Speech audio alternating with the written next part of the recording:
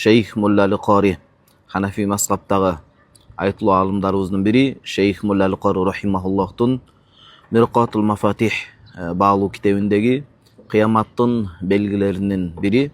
Ошол 4-чү сабакка кезек бермекчибиз. 5440 хадисте Азирет Абу Хурайра радиаллаху таала анху, Аллахым разы болсун, пайгамбарыбыз саллаллаху алейхи вассалам төмөнкү хадисин бизге жеткирип берет. Ла тaqуму саату хатта яксурал мал ва яфид. Кыямат кайым, мына ушул кыямат кайым болоордон алдын деп атат. Адамдардын байлыгы ушунчалык түмөндөгөн байлыктарга жетип, байлыктары көбөйүп сел сыяктуу эле агып калат дейт. Хатта юхриджар раджулу заката малихи.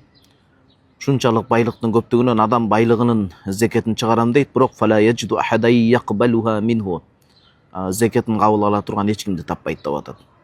Дагы бир кыяматтын белгиси хатта тауда ардул араби муруджа ва анхара. Арабтардын жерлеген жерлери, болбосо көбүн эсе билесиздер да, географиялык жайгашкан абалдар мындай кургак, какыраган чөл болот.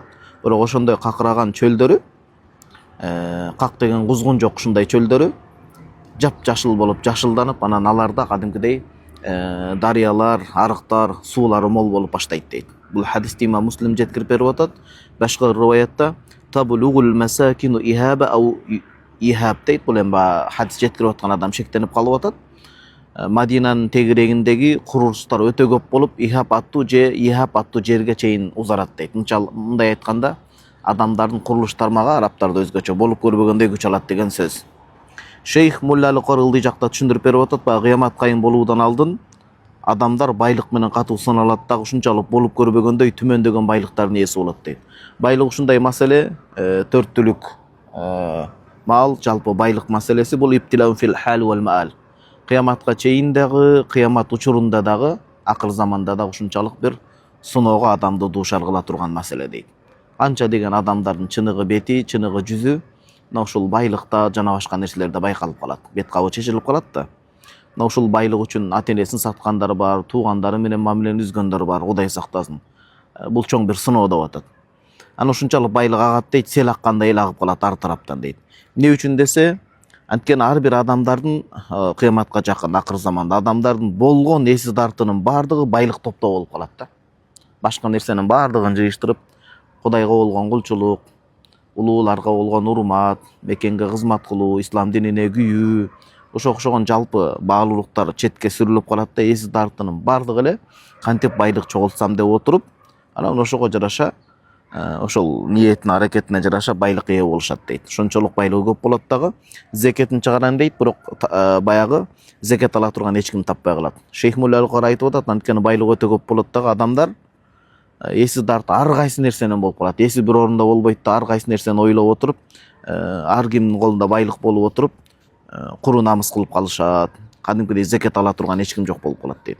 Анан арабтардын жери мындай какыраган чөл жерлери өзгөчө жашылданып калат дейт. Ар кандай өсүмдүктөр, бак дарактар орун алып, ушунчалык болуп көрбөгөндөй дарыя, деңиз ээлери болуп калат деген сөз да. Адамдар кыяматка жакын акыр заманда ушунчалык эсиз дартынын баары дүйнө болуп туруп, дүйнөгө маашырланып, дүйнөгө каадаланып отурушуп, жаныбарлардан айырмасы болбой, негизги максаттан бейгапар, гапилетте калышат деп атат. Кудай мына ошондон сактаган болсун деген сөз. Бул хадистен ала турган биз кандай пайданы өзүбүзгө алып өздөштүрсөк болот?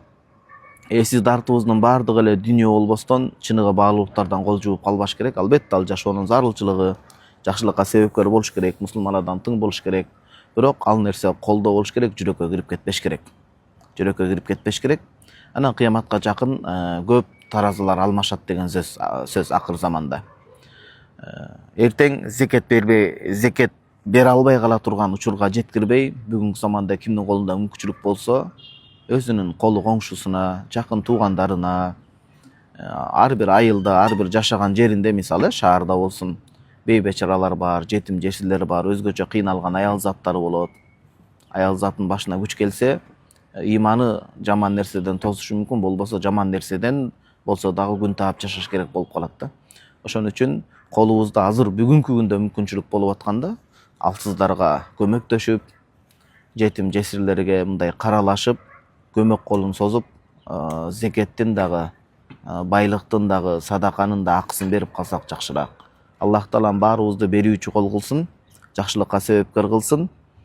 Акыр замандагы оор сыноолордон Кудайым баарыбызды асырап сактаган болсун.